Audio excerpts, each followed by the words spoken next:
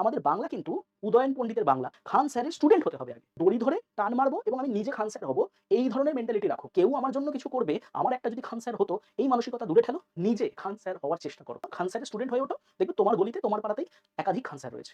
এইখানেই যদি আমরা থেমে যাই, তাহলে কিন্তু সেটা খুব বড় ভুল হবে। পিএসসির চেয়ারম্যান এসে বসলেন, তো তখন সব একা, একা ঠিক হয়ে যাবে, এটা আমরা কি করে ধরে নিতে পারি? ডিসেম্বরের ৩১ অব্দি ২০২৫ অব্দি তো চেয়ারম্যান ছিলেন। তো তাহলে তখনও তো পরীক্ষার যে দিনক্ষণ সময়সূচি আমাদের কাছে ক্লিয়ার ছিল না। ধরে নিচ্ছি যে আমরা সেই দেশটিকে পছন্দ করি না, কিন্তু মনে রেখো যে আন্দোলনটা কিন্তু সেই সময়েও ফ্রুটফুল ছিল, আজও আছে। পুরো সিস্টেমটা যেটা কিনা ঘুমিয়ে পড়েছে, সেটাকে জাগানোর জন্য করছি। যতক্ষণ না তাদের দরজার সামনে গিয়ে আমরা চিৎকার করে বলছি যে, "পিএসসি তুমি চুপ কেন? কেন ঘুমিয়ে পড়েছো তুমি? ওঠো। তুমিও কি সেই ৭৮ টা ঘুমের ওষুধ খেয়েছো নাকি?" এনাফ পরিমাণ যেন স্টুডেন্ট থাকে, যেন আমাদের এই পরিস্থিতির শিকার হতে না হয়, যেটা ২০২৩, ২০২৫ এ হয়েছিল। সেদিনকে কিন্তু সবাইকে আমি দেখতে চাই। যদি তোমার পিএসসিতে ডাক পড়ে গ্রুপ এ বা বি তে, তাহলে তো তুমি অবশ্যই যাবে না ইন্টারভিউ দিতে? ওই দিনটা তোমার ইন্টারভিউ, এবং একটু দম এনো। অ্যাসপিরেন্টরা যায়, তারা একদম নতুন, আমি তাদের দোষ দিচ্ছি না। তারা কোনায় চুপচাপ দাঁড়িয়ে থাকে। টিচাররা স্লোগান দিতে থাকে, গলা চিড়ে যায়, ফেটে যায়। যেন তারা কোনো একটা ম্যাজিক শো দেখতে এসেছে, যেখানে একটা ম্যাজিক হচ্ছে। তোমার গলায় যতটুকু জোর আছে, ততটুকু জোর দিয়েই তুমি একটু আওয়াজ দিও। ওই আওয়াজের সাথে আওয়াজ মিলিও। কেউ লজ্জা পেও না ওই স্লোগান দিতে। বিয়েবাড়ি খেতে আসোনি, স্লোগান চাই, মিনমিন গান নয়। ওটা স্যারেদের প্রতিবাদ আন্দোলন নয়। সেখানে পৌঁছে উপস্থিতি দিয়ে আমি বাড়ি যাবো স্যার, আমার বাড়িটা অনেক দূর, এই মানসিকতা রাখবে না। কি হলো একটু বল না? কেউ কোনো খবর দেবে না। সে তার পড়াশোনা লাটে তুলে দিয়ে যাবে আন্দোলনে, আর তুমি বাড়িতে বসে ওই ফেসবুক ঘাঁটতে, ঘাঁটতে কি হলো জানবে, ওইসব চলবে না। যে রবীন্দ্র সরোবর, সেখানে তোমরা নামছো। ১ নম্বর গেট দিয়ে বেরোচ্ছ, ডান হাতের দিকে তুমি সোজা এগিয়ে যাচ্ছ। একদম সোজা নাক বরাবর গেলে পরে ডান হাতেই পিএসসি ভবনটা পড়বে। স্যার একসাথে যাবো, মিলেমিশে যাবো। ডেসক্রিপশন বক্সে ফোন নাম্বার দেওয়া রইলো। হোয়াটসঅ্যাপ করো, কল করো। যদি আমি ২০ তারিখের সেলফি না দেখতে পারি, তাহলে তার জন্য কোর্স ফি ৩ গুণ। Hello aspirants, welcome to Gyanpeeth classes by sociological Sunny. ঠিক যে মুহূর্তে আমরা সংঘবদ্ধ হওয়া শুরু হয়েছিলাম, আমরা আন্দোলনের প্রস্তুতি নিচ্ছিলাম, দিনক্ষণ ঠিক করে ফেলেছি। ঠিক সেই মুহূর্তেই আমরা দেখলাম যে আবারও কাকতালীয়ভাবে পিএসসির চেয়ারম্যান নিযুক্ত হলেন। অর্থাৎ আমাদের আন্দোলনের যে কটি দাবি ছিল, তার মধ্যে একদম প্রথম যে দাবিটা ছিল, সেটা হচ্ছে ডব্লিউবিপিএসসি চেয়ারম্যান নিয়োগ করতে হবে। কারণ এটুকু বুঝতে পারছিলাম যে সেটা যতদিন না নিয়োগ হচ্ছে, তারা সেটাকে কারণ হিসাবে দেখাবে, এবং বাদবাকি যে পরীক্ষা, নিয়োগ, তাদের সময়সূচি, সেগুলো পাবলিশ তারা করবে না। তো খুব ভালো হলো যে আমরা আন্দোলনে যাওয়ার আগেই আমাদের আন্দোলনের যে দাবিটা ছিল, সেটা পূর্ণ হয়ে গেছে, প্রথম দাবিটা। কিন্তু এইখানেই যদি আমরা থেমে যাই, তাহলে কিন্তু সেটা খুব বড় ভুল হবে। অর্থাৎ আমরা ২০ তারিখ, ২০ ফেব্রুয়ারি, সেদিনকে যে আমরা পিএসসি অভিযানের ডাক দিয়েছিলাম, সেটা থেকে আমরা নড়ছি না। কারণ বলে রাখি, সেটা হচ্ছে যে আমি আগের ভিডিওতে যে ওই ছোট্ট ইনস্টিটিউটের ছোট্ট টিচারের কথা বলেছিলাম, তার একটি নির্দিষ্ট ভিডিও, সেটা প্রায় ৭ থেকে ৮ লাখ ভিউতে চলে গেছে, বা তার থেকে বেশি ছাড়া কম না। তো আমরা তো প্রত্যেকবার এটাই ধরে নিই যে সবই কোইন্সিডেন্ট হচ্ছে, যে কোইন্সিডেন্ট যে তিনি একটি ভিডিও দিয়েছিলেন, তারপরেই কোথাও না কোথাও ওই ২৩ এর রেজাল্ট পাবলিশ হয়ে গেল। এটা কোইন্সিডেন্ট আবারও যে একটি ভিডিও ৭ লাখ ৮ লাখে ভিউতে গেল, তারপর চেয়ারম্যানও নিযুক্ত হয়ে গেল। আমরা ধরে নিচ্ছি সবই কোইন্সিডেন্ট। কিন্তু আন্দোলনে না যাওয়ার যে কারণটা, যে না চেয়ারম্যান নিযুক্ত হয়ে গেছে, আমরা আন্দোলনে যাব না, এইটা কিন্তু তাতে ঠিক বসছে না। পাশাপাশি কেন বলে দিচ্ছি, কারণ ডিসেম্বরের ৩১ অব্দি ২০২৫ অব্দি তো চেয়ারম্যান ছিলেন। তো তাহলে তখনও তো পরীক্ষার যে দিনক্ষণ সময়সূচি আমাদের কাছে ক্লিয়ার ছিল না। তাহলে এইবারেও যখন ওই পিএসসির চেয়ারম্যান এসে বসলেন, তো তখন সব একা, একা ঠিক হয়ে যাবে, এটা আমরা কি করে ধরে নিতে পারি? এটা ধরে নেওয়া যায় না।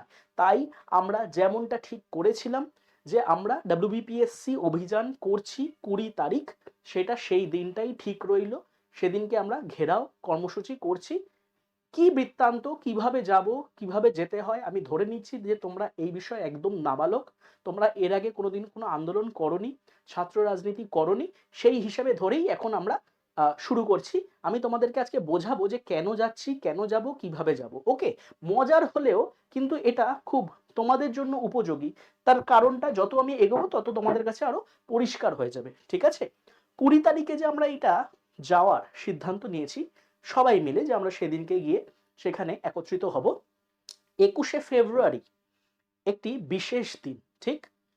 হয়তো আমি ধরে নিচ্ছি যে সেই দেশটিকে আমরা পছন্দ করি না, কারণ সারাদিনই আমাদের নামে তারা সোশ্যাল নেটওয়ার্কিং সাইটে গালাগাল দিতে থাকে, তারা আমাদের পছন্দ করে না। কিন্তু এটুকু ভুললে চলবে না যে তারা বোকা হতে পারে, কিন্তু কোথাও না কোথাও নিজেদের ভাষার দাবিতে তারা প্রাণ দিয়েছিলেন। আমরা আমাদের ভাষার দাবিতেও যাচ্ছি না, আমরা যাচ্ছি যেন সঠিকভাবে পরীক্ষাটা হয়। ঠিক আছে? যে দাবিগুলো রাখা হয়েছে আমাদের, তাদের মধ্যে তো এটাই একদম নিরীহ একটি দাবি যে পরীক্ষাটা যেন হয়। সে আমাদের কাছে যেন ক্লিয়ার কাট একটা মানে সূচি থাকে যে কবে, কোন দিন, কোন সময় পরীক্ষাটা হচ্ছে। তো সেটা যেন হয়, ব্যাস এটুকুই। তো আমি ধরে নিচ্ছি যে আমরা সেই দেশটিকে পছন্দ করি না, কিন্তু মনে রেখো যে আন্দোলনটা কিন্তু সেই সময়েও ফ্রুটফুল ছিল, আজও আছে। তারা ভাষার জন্য করেছিল, আমরা হয়তো পরীক্ষাটা মানে পুরো সিস্টেমটা যেটা কিনা ঘুমিয়ে পড়েছে সেটাকে জাগানোর জন্য করছি। তো ঐতিহাসিক একটা কাজ করতে যাচ্ছি তা বলবো না, কিন্তু পরের দিনটা কেন ঐতিহাসিকভাবে খ্যাত সেই দিনটা শুধু একটু মাথায় রেখো। আমরা কি এইটুকু করতে পারি না? এইটুকু কি আমাদের দ্বারা করা সম্ভব নয়? ওকে? আচ্ছা, আরেকটা জিনিস আমরা জানি যে যারা জেগে জেগে ঘুমায় তাদের সাধারণত জাগানো সম্ভব না, তখন সেখানে কিছু জোরে আওয়াজ করতে হয়। ঠিক আছে? তো একদমই ঠিক তাই, যে আমাদের ফেসবুকে বা যে কোনো তোমরা সোশ্যাল হ্যান্ডেলে যা যা লিখছো সেগুলো হচ্ছে ওই মিনমিনে আওয়াজ। যতক্ষণ না তাদের দরজার সামনে গিয়ে আমরা চিৎকার করে বলছি যে পিএসসি তুমি চুপ কেন, কেন ঘুমিয়ে পড়েছো, তুমি ওঠো, তুমিও কি সেই ৭৮টা ঘুমের ওষুধ খেয়েছো নাকি, ততদিন কিন্তু পিএসসি জাগবে না। পিএসসির জেগে ওঠা খুব জরুরি। পিএসসি জেগে উঠে বলুক যে না আমি ৭৮টা খাইনি, কতগুলো খেয়েছে তারপর সে জেগে উঠে বলুক, ঘুম থেকে জেগে উঠে। ঠিক এই কারণেই আমাদের যাওয়াটা জরুরি। ওকে? কিভাবে যাবে আমি একদম বিয়ে বাড়ির মতো পথ নির্দেশ বলে দিচ্ছি। তোমরা মেট্রোতে উঠছো, যে যেখান থেকে ট্রেনে করে আসো, ঠিক আছে, তোমরা যে কোনো মেট্রো স্টেশন থেকে উঠছো, মানে দমদম থেকে বা হচ্ছে আমি ধরে নিচ্ছি নোয়াপাড়া থেকে, দক্ষিণেশ্বর থেকে, বেলগাছিয়া থেকে তোমরা মেট্রোয় উঠে কোথায় নামছো? রবীন্দ্র সরোবর। ঠিক আছে? যদি কেউ ট্রেনে আসো তাহলে আই থিঙ্ক টালিগঞ্জে নামলে তোমাদের সেটা সুবিধাজনক হবে। আমি এটা জোর দিয়ে বলতে পারছি না, আমি হয়তো ডেসক্রিপশন বক্সে অ্যাড করে দেবো ট্রেনের রুটটা। আমি মেট্রোটাই বলছি যে রবীন্দ্র সরোবর, সেখানে তোমরা নামছো। ঠিক আছে? নামার পর কোন গেট দিয়ে বেরোচ্ছ? ১ নম্বর গেট দিয়ে বেরোচ্ছ। ঠিক আছে? ১ নম্বর গেটের আমি ছবিও দিয়ে দিয়েছি। কিন্তু বিষয়টা হচ্ছে যে ১ নম্বর গেট থেকে বেরিয়েই তুমি কোথায় যাচ্ছ? এই দেখো ১ নম্বর গেট, যেই মুহূর্তে তুমি গেট থেকে বেরোচ্ছ, তোমার ডান হাতের দিকে তুমি সোজা এগিয়ে যাচ্ছ। ঠিক আছে? দেখতে পাচ্ছ একটা ব্রিজ মতো পড়ছে, তুমি ওই দিকটায় সোজা এগিয়ে যাচ্ছ। একদম সোজা নাক বরাবর গেলে পরে ডান হাতেই পিএসসি ভবনটা পড়বে। কিন্তু সাবধান, কিন্তু সাবধান, ওই রাস্তা দিয়ে যেতে যেতেই একটা ৩ রাস্তার মতো মোড় পড়ে, তার ডান দিকে আবার চলে যেও না, ডান হাতে ঢুকে যেও না। ঠিক আছে? তুমি নাক বরাবর যাবে, ডান হাতে চলে যেও না, কারণ ডান হাতে আছে হচ্ছে রবীন্দ্র সরোবর। তুমি যদি এই মুহূর্তে ওই ডান হাতে রবীন্দ্র সরোবরে চলে যাও, তোমার প্রেমিক বা প্রেমিকা কিন্তু টিকবে না। তাই তোমাকে প্রেমিক বা প্রেমিকাকে টেকাতে হলে সোজা যেতে হবে পিএসসি ভবনের সামনে, আন্দোলন করতে হবে, বলতে হবে পরীক্ষাটা নিন, তবে তোমার প্রেমিক বা প্রেমিকা টিকবে। আর তুমি যদি ওই গলিতে ঢুকে যাও নিজের গার্লফ্রেন্ড বা বয়ফ্রেন্ডের সাথে, এই মুহূর্তে হয়তো তুমি কিছুটা ভালো সময় কাটাবে, তারপরে কিন্তু সে আবার কোট আনকোট ওই সরকারি চাকুরিওয়ালা কোনো কাকু বা কাকিমার সাথে বিয়ে করে নেবে। ঠিক আছে? একদম সিধি বাত। তো সোজা নাক বরাবর যাচ্ছ, গিয়েই ডান হাতে পড়ছে পিএসসি ভবন। পিএসসি ভবনেরও ছবি দিয়ে দিয়েছি, এরকম সুন্দর ঝা চকচকে দেখতে। সেখানে আমরা পৌঁছচ্ছি। ঠিক আছে? আচ্ছা, পৌঁছে কি করছি? সাধারণত অভিজ্ঞতা বলছে, আমি ২০২৩-এ গেছিলাম, ২০২৫-এ গেছিলাম, দেখলাম যে স্টুডেন্ট কম, টিচার এবং ইনস্টিটিউট ওনারে ভরা। সেই একই পরিস্থিতি যেন আবার তৈরি না হয়, খুব সাবধান। কেন? তার কারণ সবসময় মাথায় রেখো যে এই আন্দোলনগুলো কিন্তু স্টুডেন্ট আন্দোলন। এমনও হয়েছে যে আমাদের একজন সম্মানীয় শিক্ষক তিনি বিপাকে পড়ে গেছেন রীতিমতো, তাকে এমন প্রশ্ন করা হচ্ছে যে স্টুডেন্টদের আন্দোলনে আপনি কি করছেন? ঠিক আছে? তো যেন সেই পরিস্থিতি তৈরি না হয়, এনাফ পরিমাণ যেন স্টুডেন্ট থাকে, যেন আমাদের এই পরিস্থিতির শিকার হতে না হয় যেটা ২০২৩, ২০২৫-এ হয়েছিল। যে তোমরা যে বা যারা ওই ফেসবুকে সারাদিন মেসেজ করতে থাকো পরীক্ষা হচ্ছে না, কবে নিয়োগ হবে, সেদিনকে কিন্তু সবাইকে আমি দেখতে চাই। কারণ তারপরে আমার ইনবক্সে বা ফেসবুকে যদি কোথাও কোনো আমি মেসেজ দেখি যে স্যার প্রিলিমস পরীক্ষা কবে হবে, আমি কিন্তু সেখানে মাতৃভাষা ছেড়ে পিতৃভাষায় চলে যাব। ঠিক আছে? কেন? তার কারণ যেখানে আসার কথা ছিল, যেখানে গিয়ে গিয়ে কিছু বললে পরে একটু লাভ হতো, সেখানে তুমি আসোনি, তুমি ফেসবুকে এসেছো। আমি ধরে নিচ্ছি সেদিনকে তোমার কিছু ইম্পর্টেন্ট কাজ আছে, আমি তোমায় কন্ডিশন দিচ্ছি, ধরো সেদিনকে তোমার ইন্টারভিউ, তাহলে কি তুমি যেতে না? সেদিনও কি তোমার কোনো ওই ডিস্টেন্স বা কিছু একটা ইস্যু চলে আসতো? যদি তোমার পিএসসিতে ডাক পড়ে গ্রুপ এ বা বিতে, তাহলে তো তুমি অবশ্যই যাবে না ইন্টারভিউ দিতে। ঠিক ধরে নাও যে ওটা তোমার ইন্টারভিউ, ওই দিনটা তোমার ইন্টারভিউ, ওই দিনটা যদি তুমি না যাও তাহলে তোমার আর ইন্টারভিউও যেতে হবে না। তাই সেদিনকে আশা করি কোনো রকম কোনো বাহানা রাখবে না যে এটা আছে ওটা আছে সেটা আছে। হ্যাঁ, মেডিকেল এমার্জেন্সি কারো থাকতে পারে বাড়িতে, তার বা তার পরিবারে, সেটা আলাদা বিষয়, কিন্তু মাথায় রেখো ইন্টারভিউতে যদি যেতে হয়, পরীক্ষায় যদি বসতে হয়, তাহলে সেই দিন আসাটা জরুরি। কোনো রকম বাহানা আমি দূরে থাকি ইটিসি কিচ্ছু কিন্তু মানা হবে না। খুব সাবধান, ঠিক আছে? সঙ্গে অবশ্যই কিছু খাবার, শুকনো খাবার, জল, ছাতা এবং পেপার ক্যারি করো, এবং একটু দম এনো, দম, ঠিক আছে? দমটা আমাদের কি কাজে লাগবে? দমটা কাজে লাগবে স্লোগান দিতে। স্যার, স্লোগানটা তো শিখিনি, ওটা কিভাবে দিতে হয়? কোনো ব্যাপার নয়, স্লোগান দেওয়াটা খুব মুশকিলের কাজ নয়।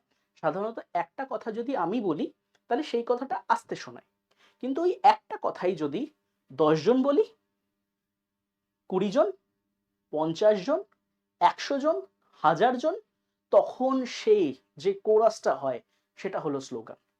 তো তোমাদেরকে শুধু সেটায় গলা মেলাতে হবে।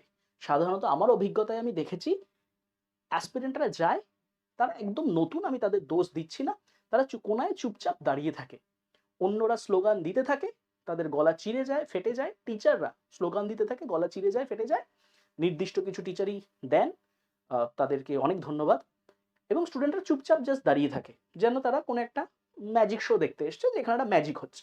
না, তোমার গলায় যতটুকু জোর আছে ততটুকু জোর দিয়েই তুমি একটু আওয়াজ দিও, ওই সবার একটু একটু আওয়াজ দিয়েই একটা জোরে প্রতিধ্বনি হবে, সেটাই আমরা শোনাতে যাচ্ছি। তো তোমাকে গলা ফেরে চিৎকার করতে হবে না, তুমি শুধু তোমার মতো করে ওই আওয়াজের সাথে আওয়াজ মিলিও। কেউ চুপচাপ দাঁড়িয়ে থেকো না, লজ্জা পেও না, কেউ লজ্জা পেও না ওই স্লোগান দিতে, এটা ভেবে যে এই বাবাকে দেখছে বা ও তো দিচ্ছে না তাই আমিও চুপ থাকি। কারণ জেনে রেখো যে এটা লজ্জা পাওয়ার জায়গা না। এটা তোমরা বিয়ে বাড়ি খেতে আসোনি, বিয়ে বাড়িতে খেতে গিয়েও আমরা লজ্জা পাই না, সেখানে আমরা মাংসটা চেয়ে নিই, এই ভাই মাংসটা দে তো এদিকে। তো তোমরা তোমাদের অধিকারটা সেখানে চাইতে গেছো, লজ্জা যেন না পেতে হয় স্লোগান দেওয়ার আগে, ঠিক আছে? আমি ধরে নিচ্ছি গলার জোর নেই, গলার জোরের দরকার নেই, শুধু সবার সাথে তুমি যেভাবে কথা বলো সেই আওয়াজটাই যদি তুমি তোলো তাই যথেষ্ট। সেটাই সবারটা একসাথে মিললে পরে দারুণ আওয়াজ হবে। কারণ দেখা যায় নির্দিষ্ট সময়ের পরে টিচারদের গলা পুরো একদম মানে ফেটে গেছে, এবং স্টুডেন্টরা তরতাজা হয়ে মেকআপ করে সুন্দর গাছের কোনায় দাঁড়িয়ে রয়েছে। সেই পরিস্থিতি যেন না হয়, আমি কিন্তু গত 23 এবং 25-এ যে অবজারভেশন সেটাই তোমাদের সামনে তুলে ধরছি।